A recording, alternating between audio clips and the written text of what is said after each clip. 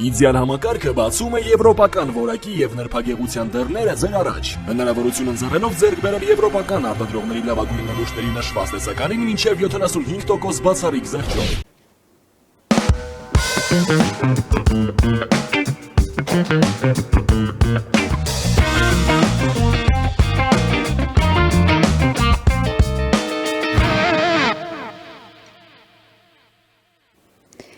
Իտալիայում փետրվարի 6-ին կմեկնարկեն 25-րդ ձմեռային օլիմպիական խաղերը եւ 96 երկրներից տարբեր մարզիկներ 2900 մարզիկ շուրջ կմրցեն մեդալների համար, կպայքարեն մեդալների համար, արդյոք միայն այդ պայքարը հենց սպորտային հարթությունը մեջ է, որ արդեն վաղուց սպորտը դարձել է փափուկ ուժի մի գործիք, վերածվել է մի քաղաքականության, որը տարբեր երկրներ կիրառում են սեփական դիվանագիտական կապերը հաստատելու, վարկանիշը բարձրացնելու համար, նոր ձեռքբերումներ, նոր ծանոթություններ, նոր հարթություններ նվաճելու, նոր իմիջի ձևավորելու համար, սպորտ եւ քաղաքականություն այս հետաքրքիր թեմայի շուրջ, ինչպես նաեւ մեր հայկական հնարավոր հետագա զարգացումների, մեր օլիմպիական թիմի զարգացումների մասին կզրուցենք Կարեն Գիլոյանի հետ, համաշխարհային հակադոպինգային գործակալության հիմնադիր խորհրդի անդամի հետ, բայց բոլորս իրեն գիտենք իբրև սպորտային մեկնաբան, որը երկար տարիներ տարբեր հեռուստաընկերություններում ամենաճանաչված ձայնն է եղել եւ ամենաճանաչված մեկնաբանը։ Բարև ձեզ Կարեն, շնորհակալություն, որ ժամանակ գտաք։ Շնորհակալություն, բայց ես միայն հանրային հեռուստատեսությունում եմ աշխատել, ուրիշ տեղ չեմ աշխատել։ Նկատի ունեմ, որ ցիտվում էր տարբեր հեռուստաընկերություններում, հնարավոր է, եթե աշխատանքի նկատի ունեիք, ես աշխատանքը 30 տարի արդեն միայն հանրայինում եմ աշխատել։ Բայց դա բնականաբար բոլորը գիտեն իբրև սպորտային մեկնաբան Կարեն Գիլոյան։ Թեման այսպիսի ընդգրկուն ենք վերցրել, որովհետև մենք տեսնում ենք, որ իսկապես այսօր աշխարհում քաղաքականությունը զուտ միայն ամեն ինչով է, ամեն հարթություններ է նվաճել, անգամ սպորտը վաղուց։ Թեև ասվում է, որ սպորտը եկեք չքաղաքականացնենք, որ դա այլ հարթություն է, բայց անգամ հիմքում, եթե հիշում ենք, Կուբերտենը դրված էր, երբ հիմնեց Պիեր դե Կուբերտենը այս օլիմպիական խաղերը ժամանակակից նկատի ունեմ օլիմպիական խաղերը միևնույն է իր մոտ այդ պարտության զգացումն էր, որ Ֆրանսիան պարտվել էր Պրուսիային, Գերմանիային եւ ինքը գտնում էր, որ հենց զինվորների թերի պատրաստվածությունն էր դրա հիմքում ընկած, ուզում էր այսպիսով նպաստել, առաջ խաղացնել մարզաձևը, սպորտ ու նոր փառք հաղորդել։ Որքանով է այսօր ըստ ձեզ սպորտը իբրև քաղաքականության փափուկ ուժ հանդես գալիս։ Այն, որ սպորտը վաղուց դադարել է լինել միայն սպորտ, դա բոլորին է հայտնի, եթե այդպես լիներ, այս հսկայական գումարները չէին ներդրվի սպորտ, ուժեղ երկրները չէին փորձի իրենց ուժը ապացուցել նաև սպորտում, ընդհանրապես այսպիսի պայքար չէր լինի, ինչպիսին հիմա կա։ Ու գիտեք, անգամ սպորտային հաղթանակների մեջ տարբերություն կա։ Մի հաղթանակը որը փոքր լսարան ունի, փոքր դահլիճ ունի, այլ կերպ է գնահատվում։ Մյուս հաղթանակը միանգամայն այլ կերպ։ Երբ որ Աթենքի օլիմպիական խաղերի ժամանակ 2004 թվականին իտալացի մարաթոնիստը հռչակվեց օլիմպիական չեմպիոն, իսկ այնպես էր ծրագրված, որ մարաթոնիստները գալիս էին վերջնագիծ օլիմպիական ստադիոնում, անմիջապես դրանից հետո սկսվում էր փակման հանդիսավոր արարողությունը։ Ու պատկերացրեք 100,000 հոգի նստած այդ ստադիոնում, ողջունեցին, շնորհավորեցին իտալացի մարաթոնիստին այդ հաղթանակի կապակցությամբ ու հոտնկայց լսեցին Իտալիայի օրհներգը։ Անմիջապես Իտալիայի կառավարությունը մեծ հպարտություն ապրեց, իսկ մյուսներն ասում էին, որ պատրաստ էին իրենց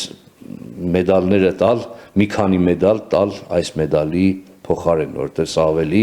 ներկայացուցչական էր, ավելի ընդգրկուն էր։ Միլիարդների հասնում սպորտի ընդհանրապես շրջանառվող գումարները, երկրները չեն զլանում մեծ գումարներ ներդնել, մեծ պարգևավճարներ տալ իրենց մարզիկներին միլիոնավոր դոլարների, արդեն հասնում օլիմպիական չեմպիոնի համար տրվող պարգևները։ Այնպես որ այո, սա քաղաքականության մաս է ու ուժեղ երկրները փորձում են ապացուցել, որ իրենք ամենուր ուժեղ են։ Այդ դուք ասացիք, որ պարգևատրում են այդ օլիմպիական խաղերի հաղթողներին, ոսկե մեդալակիրներին պետությունները։ Շատ կարևոր մի դիտարկում կա այստեղ նաև հենց հայկական համատեքստում։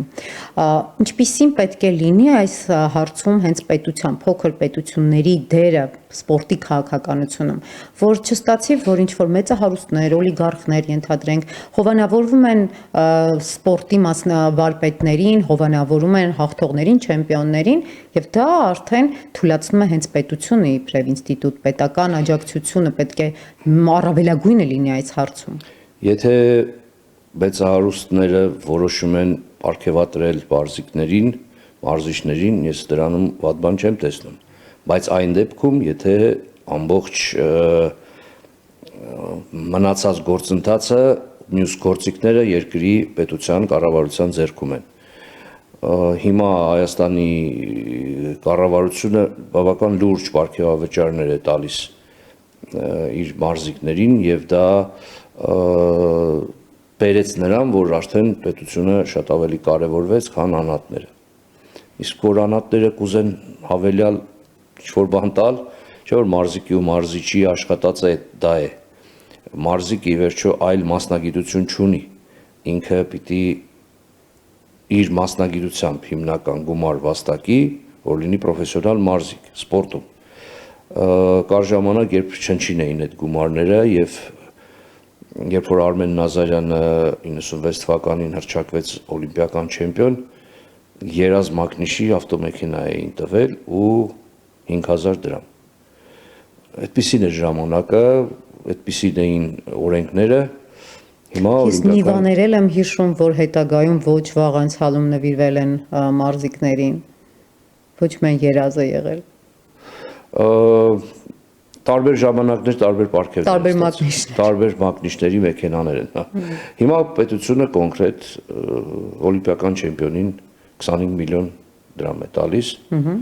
Որպես օրենք այս վերջին օլիմպիական խաղերում այդպես էր համենայն դեպս Հայաստանի ազգային օլիմպիական կոմիտեն նույնպես այդքանով պարգևատրեց իմ հիմնադրամի միջոցով նույնքան գումարել մենք տվեցինք օլիմպիական չեմպիոններին 2 տարի շարունակ, նաև Եվրոպայի աշխարհի չեմպիոններին, նրանց մարզիկներին, մարզիչներին, բժիշկներին, մերսողներին, երկրորդ մարզիչներին եւ սա մեծ աշխուժություն առաջացրեց հայկական սպորտում։ Պիտի լինեն հովանավորներ, առանց դրան անհնար է։ Այսինքն մենակ պետական աջակցությամբ հնարավոր չէ, որպեսզի զարգացնել պետական աջակցությամբ, որովհետեւ պիտի մենք ճիշտ հասկանանք Հայաստանում գովազդի, սպորտային գովազդի շուկա գոյություն չունի։ Չկա մի կազմակերպություն, որ իսկապես հենց գովազդի համար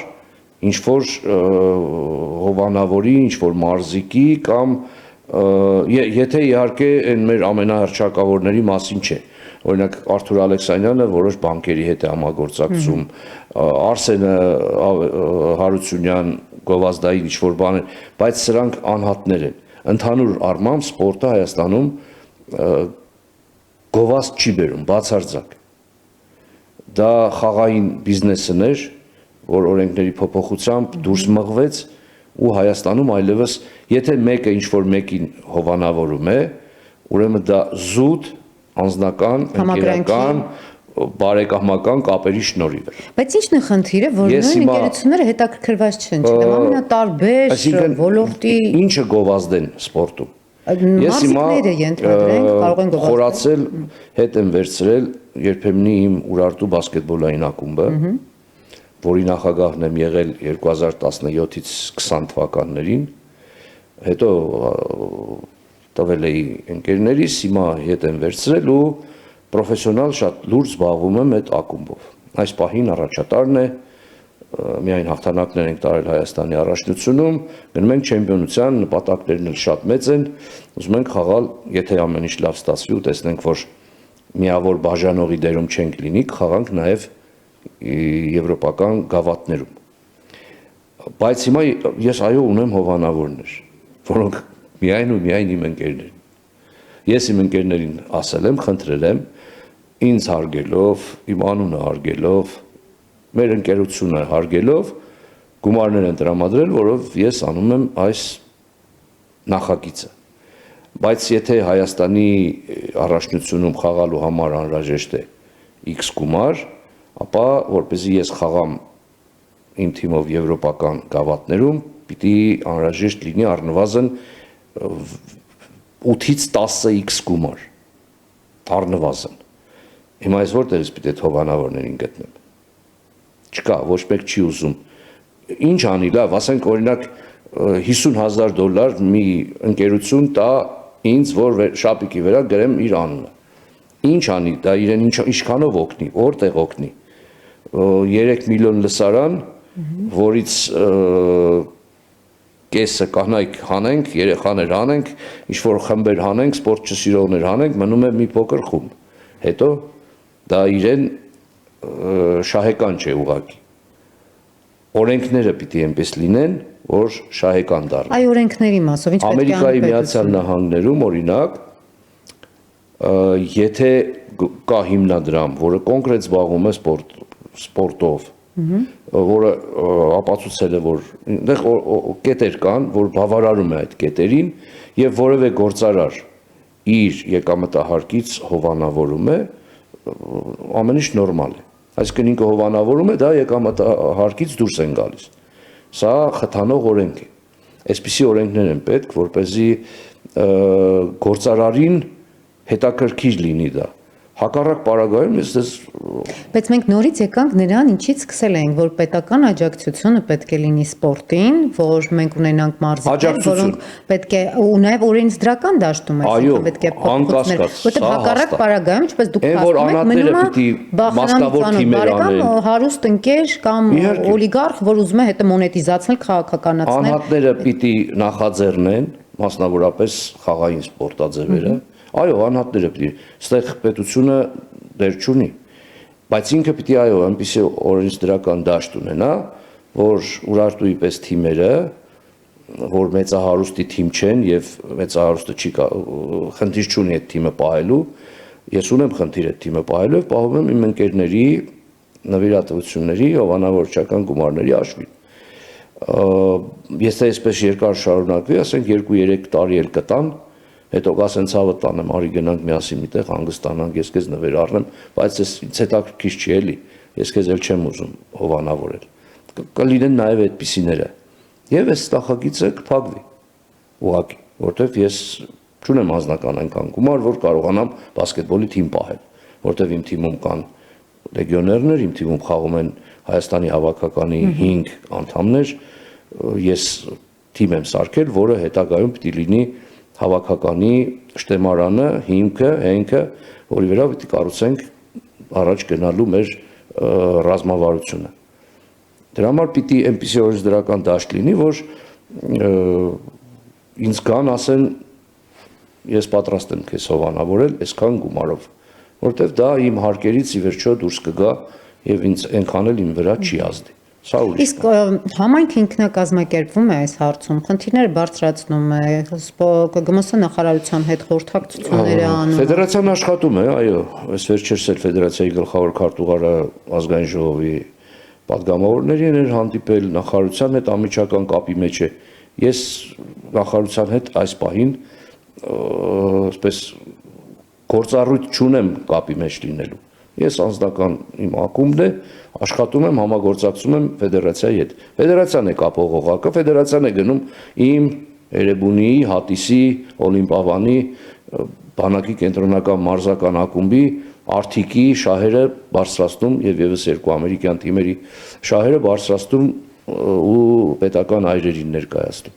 Խնդիրն այն է, որ այո, պիտի այդ օրենքները ընդունվեն, ինչ որ կերպ, ասենք լավ, խաղային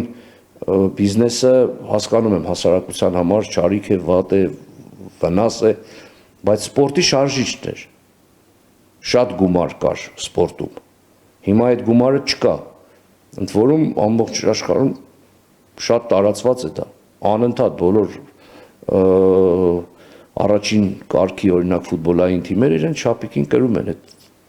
լոգոները զանազան։ Հայաստանում էլ ցուցադրում են իրավունք չունեն փակելու։ Բայց փոքր Հայաստանի պարագայում ես գիտեմ նաև մարդկանց, որոնք, չգիտեմ, ընտանիքները պարտքերի տակ էին հենց այդ խաղային բիզնեսի Ես ասացի, որ դա չարիք է, ես համաձայն եմ։ Բազմաթիվ կոպեկ հավաքում գնում են խաղում։ Բայց եթե դա կա,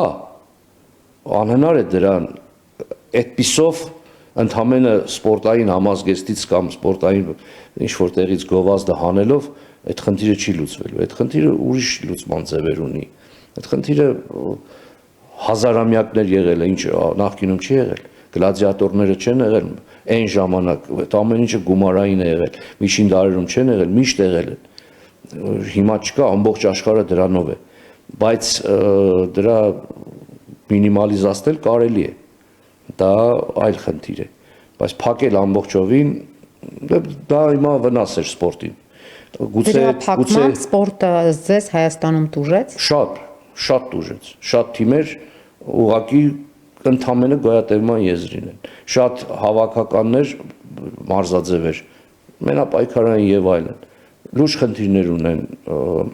Պետությունը այո, ավելացրել է գումարները, այստեղ պետությունը բյուջեն ռետինե չէ, որ իշքան ձգվի։ Հասկանալի ավելի կարևոր խնդիրներ կան, այսօր ավելի լուրջ մարտահրավերների առաջ են կանգնած։ Բայց սպորտն էլ է շատ լուրջ, բայց հասկանալի է, որ այսքան էր դարձել այսքան, բայց այսքանն էլ շատ քիչ է։ Այսքան է պետությունը դա չի կարող անել։ Սպորտը թանկ հաճույք է։ Չկա երկիր, որ կարող է մի 2-3 երկիր, որ ինքը իր խնդիրները լուծում է։ Մյուս երկրներում հավանավորչական է, մյուս երկրներում այս կամ այն կերպ գտնում են ձևեր սպորտին լուրջ գումարներ տալու։ Ձեզ հիբրիդային տարբերակը որը կլիներ Հայաստանի պարագայում, որ եւ պետության աջակցություն լիներ, եւ այդ օրենսդրական դաշտի փոփոխությունը։ Օրինակ այդ Ամերիկայի օրինակով լավ խաղային բիզնեսը թողնեմ կողքի, իսկապես ես էլ եմ համաձայն, որ դա չարիք է, դա շատ վնաս է, դրանից ձերբազատվել է, պետք համաձայն եմ, լավ։ Բայց օրինակ Ամերիկայի տարբերակը, որ այդ եկամտահարկից որոշ մաս հնարավոր լինի իսկապես սպորտին, հասկանում եմ ամենտեղ ռիսկ կա։ Ամենտեղ կոռուպցիոն ռիսկ կարելի է գտնել, բայց օրենքն էլ նրա համար է, որ վերահսկես ու չթողնես, որ դա այդպես լինի։ Ուրեմն թող համապատասխան այրերը հսկեն, որ, չգիտեմ, կոռուպցիոն ռիսկեր չլինեն։ Իսկապես դա գնա սպորտի զարգացմանը։ Սա այլ խնդիր է։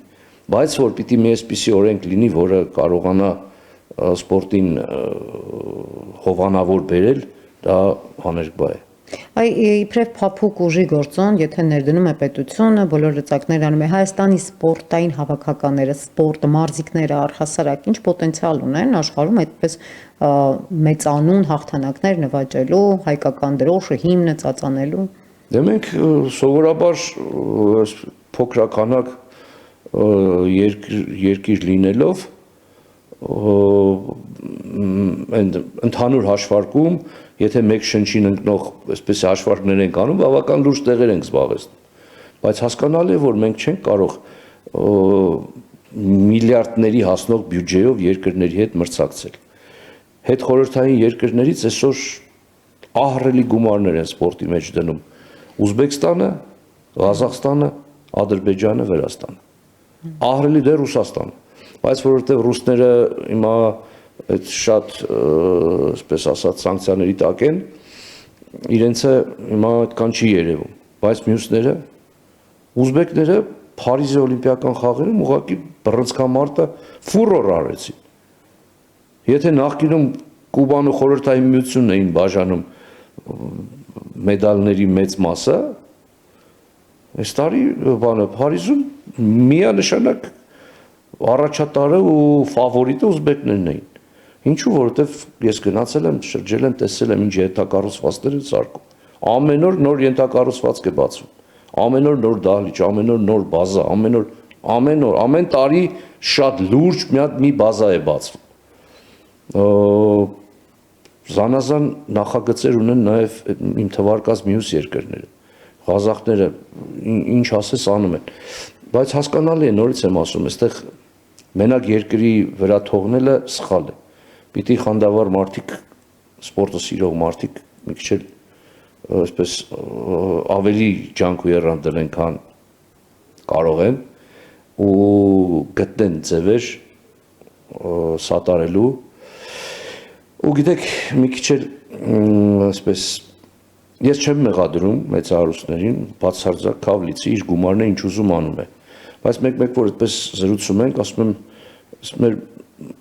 այսինչ անօրինակ չգիտեմ եթե տարվա մեջ 2 անգամ քիչ ռեստորան գնա մի ամբողջ մարզաձև այդ տարին լուրջ արդյունքներ կարող է ցույց տալ սա այսպես իր գումարն է նորից եմ ասում ինչ ուզում անում է բայց մի քիչ կարելի է մտածել էլի որ սպորտը ազգի ցույց տվողն է ամենաշատ սպորտով են ճանաչում այսօր երկրներին հավատացեք որ Հենրիկ Մխիթարյանով Հայաստանը շատ ավելի ճանաչեցին քան մնացած ամեն ինչով վերջին տարիների մասին է խոսքը Ինչու եք անտեսում Քիմ Քարդաշյանին օրինակ Սա էլ է Ես կարծում որ նա շատ բան է նաև արել Համաձայն եմ բայց Քիմ Քարդաշյանը ի վերջո Հայաստանի պրոդուկտ չէ ի վերջո աշխարհում ինքը 10%-ի մոտ է ասոցացվում Հայաստանի հետ Մյուսները Ես ամեն անգամ երբ անցնում եմ այդ տամոժնյան տարբեր երկրներում ասում են Հայաստանից ես 2 հարց են անում Մխիթարյան, Քարդաշյան, Մխիթարյան, Քարդաշյան դրա համար մեջ բերեցի Քարդաշյան Իսկ ինձ ավելի շատ Մխիթարյան որովհետև ի վերջո Հենրիկ Մխիթարյան դա զուտ Հայաստան է Իսկ Քիմ Քարդաշյան 90%-ը էլ եմ ասում իրեն ամերիկացի է ինքը ի վերջո Հա շատ լավ է որ ազգությամբ հայ եկավ գործ արեց հիմա իր անձնական կյանքը իր գործն է դա էլ իր ապրելակերպն է այդտեղ ես չեմ դատում որ չդատվեմ բայց մեծ հաշվով Հենրիկ Մխիթարյանը ավելի է ճանաչեցրել Հայաստանը հա Սերժ Թանկյանին էլ են ճանաչում բայց միայն նրանք գիտեն որ հայ ովքեր շատ են խորացած ռոք երաժշտության մեջ ովքեր System of a Down-ի շատ լուրջ երկրպագուներ են եւ դրանք ասենք 100-ից 3-ն կամ 4-ը։ Էլի մարդիկ կան Ռուսաստանում մեր ասենք շոումեններով են ճանաչում Գարիկ Մարտիրոսյանով։ Շատ ծիծաղալի պատմություն է ինձ հետ եղել, երբ ես Պոմպեից փորձում էի հասնել Նեապոլ, գիշերը սխալ ուղղությամբ էի գնացել, հայտնվել էի Մայրուղու վրա, ուժեղ անձրև, տրանսպորտ չկա ու ինչ որ տենց անձրևի տակ կանգնած եմ ճանապարհի մեջ, ասում լավ, ես ինչ եմ անելու գիշերով, ես սխալ էի գնացել։ Ու գալիս եմ այդ շինարարական մեքենաներ փողոցը սարքող ասֆալտապատող մեքենա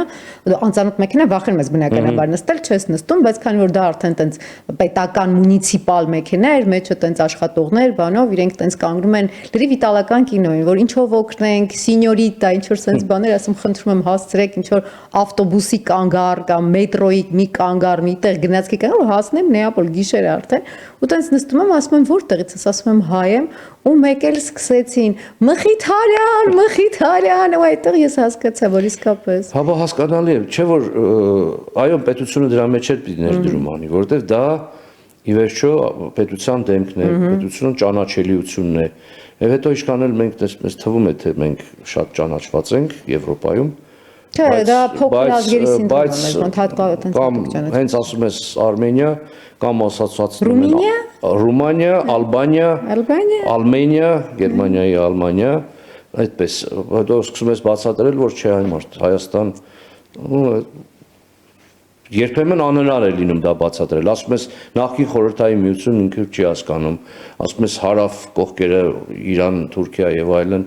ասում տեղը հասկացա, այդպես էլ չգիտի։ Դրա համար պիտի սպորտը այդ ճանաչելիությունը նաև ապահովի։ Ասենք մի Նովակ Ջոկովիչով աշխարհը սերբերին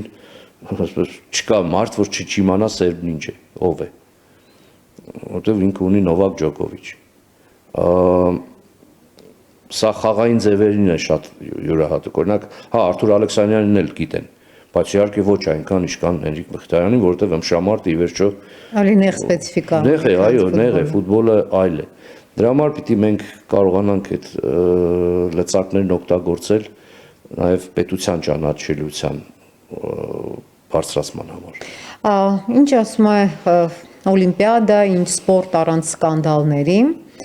Վերջին սկանդալները են Օլիմպիադայի հետ կապված եղան այն, որ տեսանք, որ Միլանի քաղաքապետը հրաժարվում է միգրացիոն ծառայության ամերիկյան Մինեապոլիսի իրադարձություններից հետո եւ ասում է, որ դա ընդունելի չէ։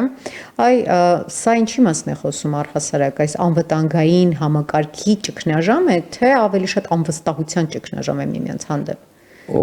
Ոմանց համար ինքնահաստատում է ուղղակի, ոմանց համար քաղաքականության մեջ իրենը ցույց տալու հազիվ ձեռքը լծակ կա, ուզում է դա օգտագործել, բայց ընդհանուր առմամբ այդ անվտանգության խնդիրը շատ լուրջ է, երբեմն մենք դրա մասին չենք էլ իմանում, բայց շատ լուրջ խնդիր է այդ անվտանգության խնդիրը ու հատուկ ծառայությունները այսպես իսկապես 24 ժամ չեն քնում, որպեսզի այդ մարդահոծ իրադարձության ժամանակ խնդիր չառաջանա։ Հիմա ես շատ խորքային առնչվել եմ դրա հետ Սոչիի օլիմպիական խաղերի ժամանակ, մարդիկ այդպես էլ չեն իմանում շատ բաներ, չեն էլ տեղեկանում, չեն էլ լսում, ու լավ է, որ այդպես է, բայց պահ է եղել, երբ լուրջ տերորիզմի իրական վտանգ է եղել, ու այդ անվտանգային ծառայությունները կարողացել են դրանք չեզոքացնել։ Դրա համար հիմա կարելի է հասկանալ նաև այն մարդկանց, ովքեր ավելի պահանջկոտ են, հասկանում եմ երկրպագուի համար դա լրացուցիչ, երբեմն անտանելի հոգս է, խնդիր է, դժվարություն է, գնում է, սկսում են հանվեցնել, ստուգել, տեղերը երբեմն կամավորները իրենց տեղում չեն ու չգիտեն ուր ուղարկել, ինչ անել, երբեմն գնում հաստում ես տեղ ու այդ միջոցառման առաջին մի քանի րոպեն բաց ես թողնում, մի 10 րոպե, 15 րոպե, անցած տարի այսպես ֆուտբոլային խաղերի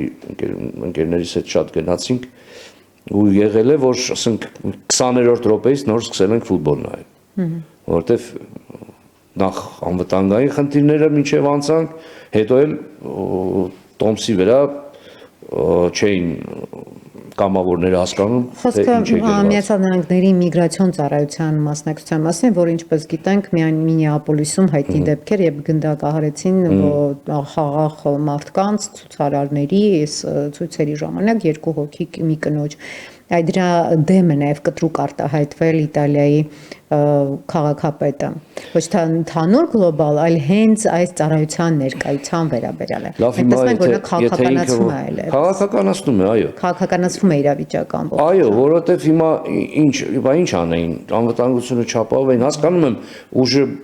շատ էր խնդիրները նկատին որ ենք չեն ուզում որ գան Իտալիա, ասում է Իտալիան իր կարաբիներներով կպաշտպանի կարգ-կանոնը, մենք չենք ուզում որ նրանք ներկայացված լինեն անվտանգային համակարգում։ Այդ միջազգային օրենքները երբեմն այդպիսին են։ Օրինակ երկրները ինչքան էլ ուզեն կամ չուզեն, բայց Իսրայելի թիմերը միշտ իրենց զինված անվտանգության աշխատակիցներով ուղեկցվում են եւ դա Մյունխենի օլիմպիական խաղերի հայտնի դեպքերի հետ եւ պաղեստինցիները տերորի ենթարկեցին ու մի քանի մարզիկ մահացավ 1972 թվականին դրանից հետո Իսրայելը հայտարարեց բոլոր երկրներն ընդունեցին որ խնդիր ունեն եւ իրենց պիտի ուղեկցեն զինված մարդիկ Հիմա ուզես թե չուզես այդպես է։ Հիմա Ամերիկան որոշել է, որ այդպես է անվտանգությունը։ Ես կարծում եմ, որ դա քաղաքականություն է, քաղաքապետին կհամոզեն, կամ ինքը կհամոզի, թող իրական լծակներ ներկայացնի, որ կկարողանա պաշտպանել, պահպանել անվտանգությունը, գուցե եւ նրանք հրաժարվեն։ Կամ նրանք իրենք ապացուցեն, որ չի կարող կբերեն։ Նրանք լուծելի խնդիրներ են։ ՄՕԿ-ը հայտարարել է, որ այս տարի ռուս եւ բելարուս մարզիկները կարող են մասնակցել չեզոք կարգավիճակով, թեվարկելվում է, որ ցանկացած զինանշանի հիմնի եւ մնացած ատրիբուտիկայի այսպիսի բարձրաձայնումը այդ ամենի ընթացքում մենք գիտենք, որ ժամանակին, եթե հիշում ենք, առհասարակ Գերմանիային արգելվել էր մասնակցել օլիմպիական խաղերին։ Ինչպես ստացվեց, որ այս պարագայում ավելի լոյալ է տարբեր խնդիրների գեոքաղաքական գեոպոլիտիկ հարցերի պարագայում ՄՕԿ-ը։ Ընդհանրապես, եթե իմ կարծիքն եք հարցնում, մարզիկը որևէ մեղք չունի, որ ինքը 5 տարեկանից գնացել զբաղվել է, դարձել է 25 տարեկան ու հիմա պիտի հաղթի վերջապես ու իրեն էլ չեն թողնում գնալ մասնակցել։ Այսինքն ինքը կորցրեց իր կյանքի ամենագեղեցիկ, ռոմանտիկ, առողջ մի 20 տարի, որովհետև քաղաքական գործիչները այդպես են որոշել։ Հիմա Ռուսաստանի ու Ուկրաինայի միջև բավական ջերմացման, այսպես համեմատական երկխոսության պարագայում Միացյալ Նահանգների միջնորդությամբ կարծես թե ավելի թուլացվել է կոշտ վերաբերմունքը Ռուսաստանի եւ Բելարուսի մարզիկների հանդեպ, շատ մարզաձևեր արդեն թույլ են տալիս մասնակցությունը, մի քանի մարզաձև այն ժամանակ էլ էին թույլ տալիս, հիմա շատերն են միացել եւ թույլ են տալիս, որպեսզի այդ երկրների հավաքականները կամ մարզիկները մասնակցեն։ Այն որ դեռևս արգելում են, այդպես եղել է նաեւ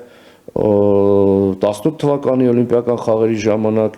այն ժամանակ էլ այլ խնդիր էր, այն ժամանակ էլ հակադոպինգային գործակալության այդ սկանդալային իրավիճակներ, երբ արգելել էին Ռուսաստանի մարզիկների մասնակցությունը, հետո ասացին այս ռուս-ուկրաինական հակամարտության ժամանակ էլ հայտարարեցին, որ այդ է խնդիրը ու էլի չէին թողնում նույնիսկ շատ մարզիկներ ընդհանրապես ասացին կամ Ռուսաստանի համազգեստով կամ ոչ մենք չենք մասնակցի, այդպես էլ եղավ Փարիզի օլիմպիական խաղերի ժամանակ, այնպես որ սա այո խնդիր է, որը պետք չլինի, նախ ընդհանրապես պատերազմ պետք չլինի, բայց եթե կա գոնե մարզիկների համար պիտի հնարավորություն ընձեռվի, որպեսզի իրենք կարողանան լավ ինքնաարտահայտվել։ Հիմա այդ մարդը մեղավոր է, որ 5 տարեկանից գնացել է սպորտի ու ինքը հիմա պիտի դառնա, հիմա իր կյանքի երազանքը պիտի իրականանա։ Ու եթե ինքը չմասնակցի ու չդառնա, այդ ամբողջ աշխատանքը լցնում է ջուրը ու 25-30 տարեկանում 0-ից 0 հենքի վրա սկսում է նոր կյանք։ Արդյոք այստեղ չկան երկակի ստանդարտներ, եթե վերցնենք օրինակ վերջին իրադարձությունները, Միքայել Միքայելյանի դահուկորդի, որը դուք նշեցիք իդեպ, որ Ադրբեջանը հսկայական գումարներ է ներդրում սպորտի մեջ, դա ոչ միայն անձնական մարզիկների ու սպորտի ոլորտի զարգացման մակարդակում է, այլև համաշխարհային մակարդակում, որը հովանավորում է տարբեր օլիմպիական մտել օլիմպիական կոմիտեի հովանավորչական այդ փաթեթների մեջ, պարտադրում է, որ իր անունը, զինանշանը մարզիկները կրեն, այստեղ արդյոք երկակի ստանդարտ չկան։ Երբ դահուկորդ Միքայել Միքայելյանը հրաժարվում է, որ չեմ ուզում կրել Ադրբեջանի, ենթադրենք անունը իմ շապիկի վրա, որովհետև դա իմ ինքնաարտահայտման միջոցն է։ Այդ դեպքում ինչպես է ստացվում, մի դեպքում զիջումներ անում են, իսկ այս պարագայում, երբ ինքը պետք է փորձի նաև ագրեսոր երկրի հանդեպ իր վերաբերմունքը ցույց տա, այդ դեպքում պատժվում է։ Այստեղ երկակի Որտեղ են արել զիջում, ինչի է համեմատում։ Երբ ռուս մարզիկներին թույլատրում են, բելարուս մարզիկներին, ագրեսոր երկրի մարզիկներին թույլատրում են մասնակցել։ Դա նշում եք, ասում եք, որ ինքն ինչ մեղք ունի, որ իր ինքնաարտահայտման ձևն է, ինքը պետք է։ Միքայելին, բայց զրկանքներ չեղան։ Զրկանքներ չէ, տույժեր, այդպիսի տույժեր Միքայելը որոշել է անել այն, ինչ ինքը ճիշտ է գտել, եւ ինքն է տերը իր որոշման։ Այստեղ խնդիր չկա։ Ինչ վերաբերում է Ռուսաստանի եւ Բելարուսի մարզիկներին, նախ Բելարուսը միանգամից ասենք, ինքը հակամարտության կողմ չէ։ Ընդհանրապես Բելարուսի հանդեպ ես չեմ հասկանում եմ մեծ քաղաքականությունը փոքր եղբայրները իրար հետ են եւ այլն, բայց որպես սուբյեկտ, քաղաքական, պետական սուբյեկտ ինքը հակամարտության կողմ չէ, ինքը իր համար ինչ ասես կարող է հայտարարել հիմա երկրի նախագահի, այդքան է իր Я вам покажу, откуда готовилась нападение. Հա, լավ։ Իր քաղաքական բանը կրթվածության մակարդակը այդքան է։ Հասկացանք, բայց ինքը հակամարտության կողմ չէ, իրականում։ Հիմա ինչ այնքան մարդ, այնքան բան է հայտարարում, որ ախր էլի եմ ասում, հա, լավ, պատերազմ է, հա, լավ, պատիժ կա, բան կա, բայց լավ, հիմա ինչ անի այդ օրինակ Սադուլաևը, Աբդուլ Ռաշիդ, որ ինքը այդքան տաղանդավոր մարզիկ ու չի կարողանում գնալ մասնակցել։ Դոպինգ սկանդալի պատճառով, ասենք, Տատյանա Կաշիրինան, որ այդ ժամանակ համար 1-ն էր աշխարհում ծանրորդ, չթողին մասնակցել Ռիո դե Ժանեյրո օլիմպիական խաղերին։ Զրկեք պետական այրերին, ովքեր այդ խարդախություններն արել են, ովքեր դրա պատասխանատուներն են, նրանց ովքեր օգտագործել են, հիմա լավ նաև պետությանը, բայց հաշվի առեք, չէ՞ որ ասենք Կաշիրինա է, Կաշիրինային տեսնելով 10 միլիոն մարդ կորոշի աշխարհում, կորոշի ծանրամարտով զբաղվել ու առողջ ապրելակերպ կունենա։ Իրեն հանում եք գորշ մարզիկներն են մնում, որոնք ոչ մի բանով իրարից չեն տարբերվում, լուրջ արդյունքներ չկա ու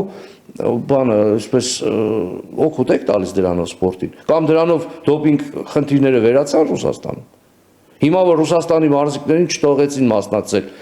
բան եղավ, այդ ճակատը փոխվեց հակամարտության կամ ինչ փոխվեց դրանից։ Ասենք 20 մարզիկ կամ 100 մարզիկ պիտի մասնակցեր։ Չէ՞ որ այդ մարզիկները նաև կշփվեին են մարզիկների հետ։ Իդեպ ես բազմիցս այս տարիների ընթացքում տեսել եմ, որ միջազգային ասպարեզներում շատ լավ շփվում են իրար այդ ռուսներն ու ուկրաինացիները։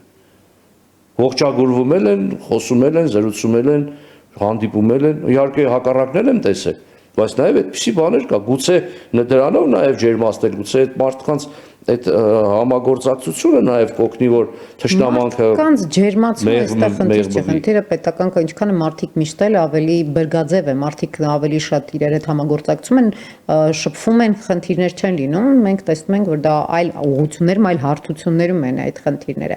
բայց նկատի ունեմ, որ եթե այս չեզոքության սկզբունքով են առաջնորդվում, այսինքն այն մարդիկ, ովքեր ընտրել են մոկը այն մարդկանց, մարզիկներին, որոնք երբևէ չեն աջակցել, իսկ դուք չեք համարում, որ դա էլ է լուրջ պատիժ, երբ մարդուն թույլ չեն տալիս իր երկրի զինանշանը կրել։ Դրանից լուրջ պատիժ էլ ո՞րն է։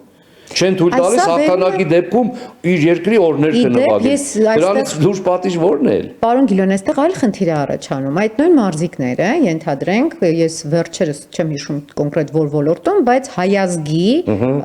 մարզիկ, որ Ռուսաստանի Դաշնության քաղաքացի է, մասնակցում է հայկական դրոշի ներքո, բայց ասում է, որ հաղթանակը ես հետո տանել եմ Ռուսաստանին։ Իսկ սա որքանով է ընդունելի։ Երբ դուք այլ երկրում եք ապրում, այլ երկրում եք հարկերվուծում, այլ երկրի քաղաքացի եք, բայց երբ այդ երկիրը սանկցիաների տակ է, նրանք գալիս են հայկական էգիդայի տակ են հանդիպել, բայց ասում են, բայց հետո ես խոսքը Արման Ծառուկյանի մասին է։ Ասում եմ, որ ես ասեմ Արման Ծառուկյանը Հայաստանի հետ որևէ կապ չի ունեցել, ծնողները Ջավախքից են, գնացել են Ռուսաստան, ինքը այնտեղ ծնվել, մեծացել է։ Հայաստանի քաղաքացի երբեք չի եղել, բայց նաև իմ օժանդակությամբ ստացել է Հայաստանի, այսինքն օրենքով թույլատրված կարգով ստացել է Հայաստանի քաղաքացիություն եւ բարձրացնում է հայոց եռագույնը։ Բայց հայտարարել որ տանելու եմ դրոշը հաղթանակը տանելու եմ Ռուսաստան։ Հաղթանակը ինքը իր մեջ ինչ ուզում է մտածի։ Ես կարծում եմ, որ հատկապես իր կարգի մարզիկը, եթե տասնյակ միլիոնավոր մարդիկ նայեցին ու տեսան Արմենիա, իդեպ այսօր Արման Ծառուկյանը ամենաճանաչված հայերից մեկն է, ամենաճանաչվող։ Անկամ Հարավային Կորեայում, որ անցած տարի հակադոպինգային համաշխարհային գործակալության գլխավոր ասամբլեան էր, ես ձեզ վստահեցնում եմ ու անկեղծ եմ ասում, որտեղ լսում էին հայ, հատկապես ռեստորաններում, այդպես էլ թանգարանների մոտ, ինչ-որ բաներում, որտեղ լսում էին հայ, ասում էին Արման Ծառուկյանն է հիմա բան ունի, իրեն շատ են ճանաչում։ Հենրիկ Մխիթարյանից հետո ինքն է։ Ես ձեզ ասեմ, Եվրոպայում Հենրիկ Մխիթարյան, ամբողջ աշխարհում Արման Ծառուկյան, որտեղ ասենք կորեացիները Հենրիկ Մխիթարյանին չեն էլ լսել իր մասին։ Օրինակ էլի, այս մերձավոր արևելքը չեն էլ լսել, որտեղ Եվրոպան գիտի եվրոպական ֆուտբոլիստներին, իսկ Արմանին շատ ավելի են ճանաչում։ Ու ոչ ինչ որ հետո ինքը, հա, ված չէր լինի, ասեր Հայաստանն էլ, Ռուսաստանն էլ, հասկացանք, բայց ինքը շրջապատ այնտեղ է, ընկերներ այնտեղ են, ինքը այնտեղ է մեծացել, ոչինչ, ինքը արդեն Հայաստանի համար իր գործը արեց։ Մի քանի տասնյակ միլիոն մարդ տեսավ Հայաստանի դրոշը, իմացավ Արմենիա։ Ինքը իր առաքելությունը կատարեց։ Հայաստանը իր վրա գումար չի ծախսել, որպես մարզիկ կայացման համար գումար չի ծախսել, Հայաստանը որևէ կերպ նեղացած պիտի չլինի։ Այդ որ հաղթանակը տանում է Ռուսաստան, Դե իմ ընկերներն են, բան, ես իհարկե հասկանում եմ։ Մի տեսակ Պիտի համարժեք անել։ Որ ասում են նապրակատ հաղթանակ է դա ստացվում։ Չգիտեմ դուք հիմա ինչպես եք, ինչից ելնելով եք դա ասում, ես դες ասում եմ, որ Արմանը իր առաքելությունը կատարում է հրաշալի։ Ընդամենը մեկ անձնագրի դիմաց, ընդ որում ես դες ասեմ, ինքը որպես Ռուսաստանի քաղաքացի խնդիր չունի մասնակցելու։ Բացարձակ։ Այդ դեպքում ինչով էր պայմանավորված։ Ուղղակի նաև իմ ու ինձպես մարդկանց խնդրանքն է եղել, որ ներկայացնի Հայաստանը, ինքն էլ համաձայնվել է ընդամենը մեկ անձնագիր է Հայաստանից ստացել ոչ մի բան։ Ինքը այնտեղ է իր վրա այնտեղ են գումար ծախսել, որ ինքը մարզիկ է դարձել։ Եվ հիմա տասնյակ միլիոնավոր մարդկանց մոտ ներկայացնում է Հայաստանը։ Նորմալ է։ Իսկ այդ տրանսֆերները ինչպես են լինում այսօր, երբ մենք դրսից մարզիկներ ենք ունենում, թե ֆուտբոլային մեր թիմում եւ թե այլ ոլորտներում, ինչպես է լինում։ Անձնագրի դիմաց է լինում, թե կան մարդիկ, որոնք անձնագրով են ուզում գան, կան մարդիկ, որոնք տրանսֆեր գումարով, ինչպես է process-ը այս։ Ընդհանրապես աշխարհում ես չգիտեմ քանի երկիր կա, որ լեգիոներ չունի, դրսից բերած նատուրալիզացրած մարզիկ չունի։ Ասենք Վիկտոր Անը, կորեացի, Սոչի օլիմպիական խաղերի ժամանակ Ռուսաստանին մի քանի ոսկե մեդալ բերեց։ Ուզում եմ ասել, ամերիկաներն են նատուրալիզացնում, բոլորն էլ անում են, բոլորը։ Ֆրանսիայի հավաքականի 90%-ը ֆրանսիացիներ չեն,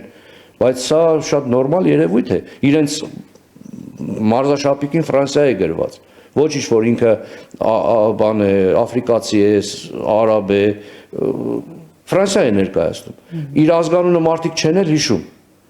Ասում են ֆրանսիացին, որ հաղթեց։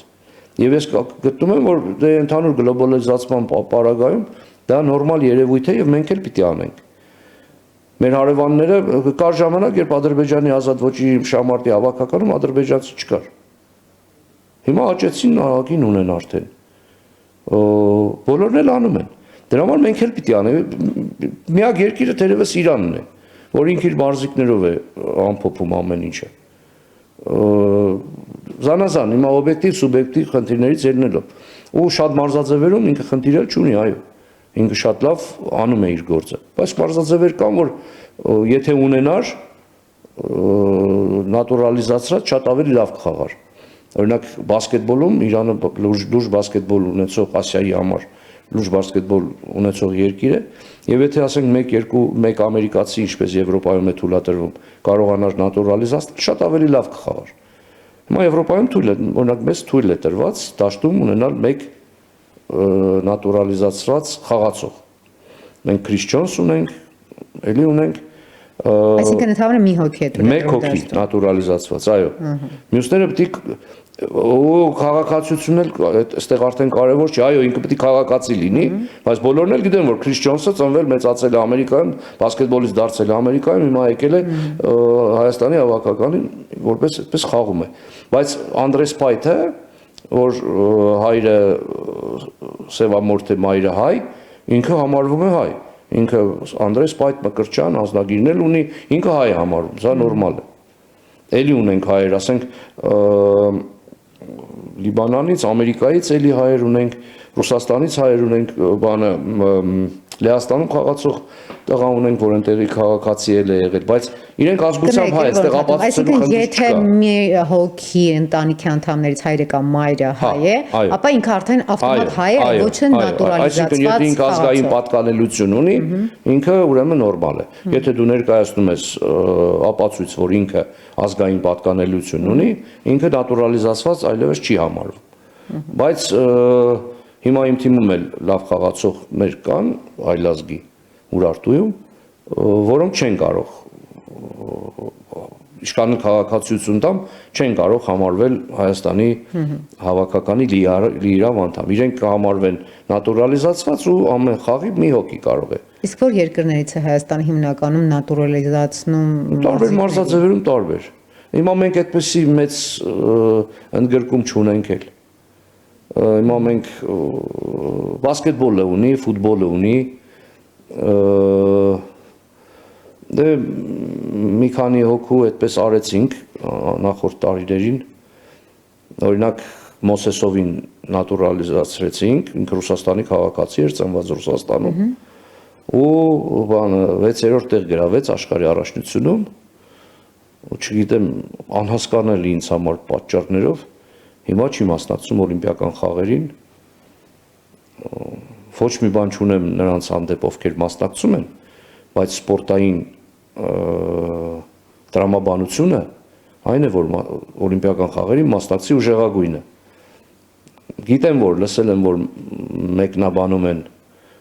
լեռնադահուկորդները, թե ինչ տարբերություն մեդալ չի բերելու, ավելի լավ է մեր տաղան գնա, քան ինքը։ Բայց ես չեմ հասկանում այդ տրամաբանությունը, ինքը կարող էր, օրինակ, հաստատ 30-ի մեջ մտնել, իսկ մեր տղան,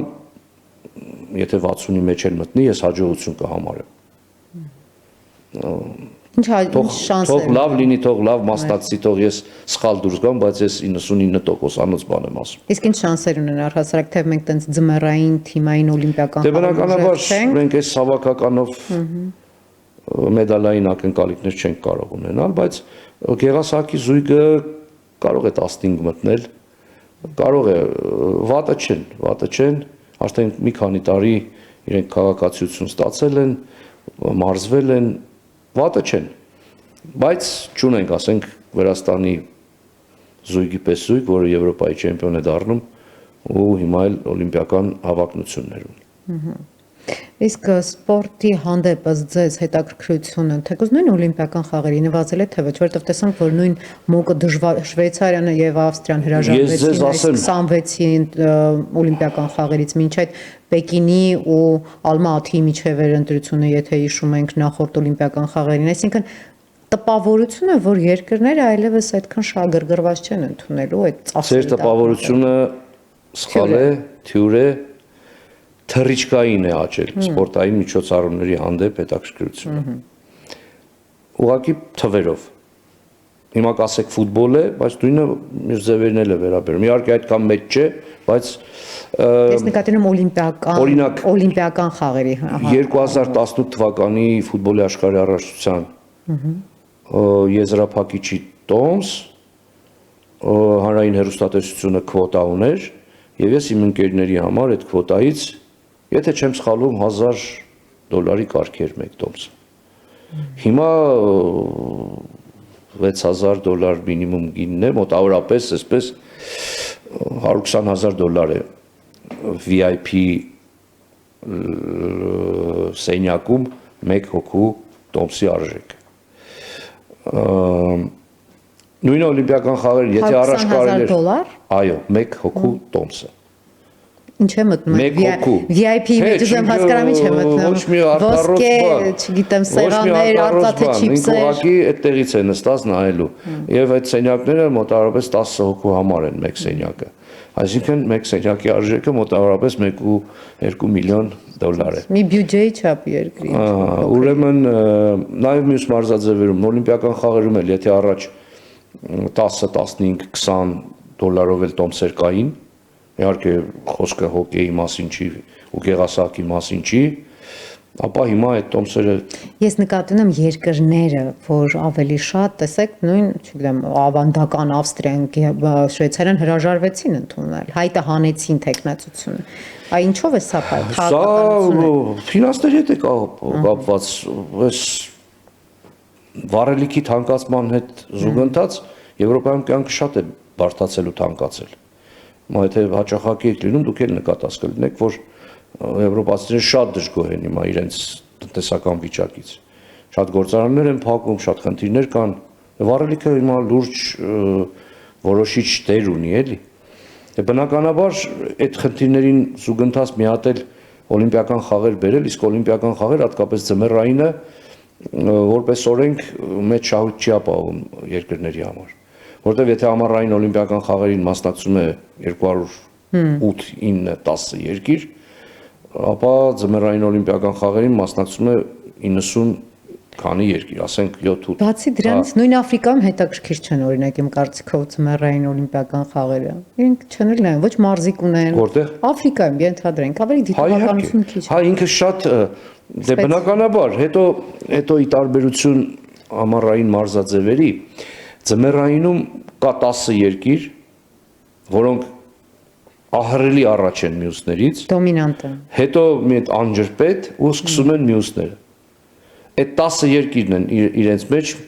1-2 մեդալով մի քանի երկիր միանում են, բայց դա եղանակ չի ստեղծում։ Առյուծի բաժինը տանում են սկանդինավյան երկրները, Գերմանիա, Ֆրանսիա, Կանադա, Ամերիկայի Միացյալ Նահանգներ, եթե Ռուսաստանը մասնակցում է Ռուսաստան, Ֆրանսիա, Իտալիա, մեկ էլ Ճապոնիայի աշտարակած հոստակած հատկորդները։ Վերջացավ։ Մյուսները մտածել անգամ չեն կարող մոտիկ գալու մասին։ Շենք, եթե բիատլոնում նորվեգացիներն ու Նորվեգիա, Գերմանիա, Ֆրանսիա, Շվեդիա մտել են մեկնարկ, ոնց կարող է, չգիտեմ, ինչ-որ մի այլ երկրի ներկայացուցիչ մտածել, որ թիմային հաղթանակ կարող է տանել։ Այդ շատ է մեծ տարբերությունը, ամառային ձևերում ինչ-որ պայքար ավելի շատ երկրների մեջ է։ Տաքազիրունա, ջուր։ Դե հա, դա էլ կա, հետո այո, ճիշտ եք ասում, հատկապես այդ լեռնային մրցումները շատ սպეციფიկ են։ Հիմա լեռնադահուկային սպորտ։ Կյորլինգը չեմ հասկանում, որ այստեղ կներեք չեմ հասկանում, ես այդ կյորլինգը։ Ուրեմն գարդյան։ Համար ամենաանիմաստ բառը, կարող դա սուբյեկտիվ։ Արի այսպես պայմանավորվենք։ Ուրեմն գործընկերներիս առաջարկով որոշել եմ այս օլիմպիական խաղերի ժամանակ բիատլոնն ու կյորլինգը մեկնաբանել։ Ես քեզ կզանգահարեմ, կասեմ, որ ժամին է։ Ու խնդրեմ մեկ խաղ նայել, մեկ խաղ։ Հետո եթե դուք ինձ չզանգահարեք ու ասեք, խնդրում եմ ասա մյուս խաղը երբ է որ նայեմ, ամոթ ինձ։ Լավ, պայմանավորվեցինք։ Ուղղակի այդ ստերեոտիպը, որ բանը հատակ մակրողների սպորտ եւ այլն անկեղծ իմացություն։ Ինքը բարդ է, ինքը բավականին մի ամբողջ ամենաինտելեկտուալ մարզաձևերից մեկն է։ Ինքը իսկապես շախմատ է սառույցի վրա, ինքը այնքան նուրբ մարզաձև է, այնքան բարդ ու ամբողջը երկրաչափություն է, ամբողջը հույզեր են, ամբողջը աննշան 100-ական միլիմետրի շեղումը վերջնարդյունքում այդ տարածությունը մոտավորապես 44-45 մետր է, մինչև 46։ Այդքան տարածության վրա 100-ական միլիմետրի տարբերությունը տալիս է մեծ շեղում։ Ու ինչքան պիտի ճշգրիտ լինի, ինչքան պիտի ճիշտ հաշվի, բա կոմբինացիաները, որ խարի հետ խաղա, որ այտը շոշափի, որ քարը ճիշտ պտույտներով գնա թիրախի կենտրոնին մոտիկ կանգնի։ Ես քեզ առաջարկում եմ այս գործարքը կայացնել։ Համաձայն եմ, բայց միևնույն է գեղասահքին ինձ թվում է թագուհին է, դա։ Գեղասահքը ձմեռային օլիմպիական խաղերի այո, զարդն է հոկեյի հետ միասին։ Բայց ավելի մեծ լսարան ունի անկասկած, իհարկե, որտեվ գեղասահք նայում են նաև բոլոր նրանք, ովքեր սպորտ չեն սիրում։ Ասենք ուրիշ սպորտ չեն նայում։ Շատ շատերի, հատկապես կանանց համար, գեղասահք ուղղակի շատ գեղեցիկ իրադարձություն է։ Ու իրենք ոչ էլ հասկանում են այդ պարային զույգերի պարագայում հատկապես այդ պահումները, այդ պտույտները, այդ ամեն ինչ ինչպես եղավ, ով ճիշտ արեց, ով ճիշտ չարեց, իրենք վայելում են երաժշտության տակ կատարվող այդ համաչափ գործողությունները։ Հետո մրցավարների որոշումները ոմանք չհասկանալով սկսում են վիճարկել, ոմանք հասկանալով սկսում են վիճարկել, ուղղակի գեղասահքում սուբյեկտիվության գործոնը մեծ է։ Այնտեղ որտեղ ի վերջո ինքը միայն սպորտ չէ, ինքը շատ ավելին է, քան սպորտը։ Իր մեջ արվեստի տար կա, իր մեջ պար կա, իր մեջ ամեն ինչ կա։ Բայց ոչինչ որ այդպես է, թող վայելեն մարդիկ, սիրուն է։ Լավ, շնորհակալություն Կարեն հարցազրույցի համար, այս տարբեր կուլիսային հետաքրքիր նրբերանգները բացահայտելու, ես չգիտեի այդ նատուրալիզացիայի պահերը, ինձ համար դա նորություն էր։ Ամեն անգամ ամեն մի ոդկասթից ինչ որ մի հետաքրքիր բան եմ քաղում, սա անպայման կհիշեմ։ Մեզ մնում է վայելել կյորլինգը, գեղասահքը եւ ամենակարևորը առանց դոպինգների։ Եվ առանց դոպինգների։ Մաքուր սպորտով։ Զրուցում էի համաշխարհային հակադոպինգային գործակալության հիմնադիր խորհրդի անդամ սպորտային մեկնաբան Կարեն Գիլոյանի հետ։ Շարունակեք իրադարձությունների զարգացմանը, հետևել առաջին լրատվականի եթերում, չմոռանաք բաժանորդագրվել մեզ։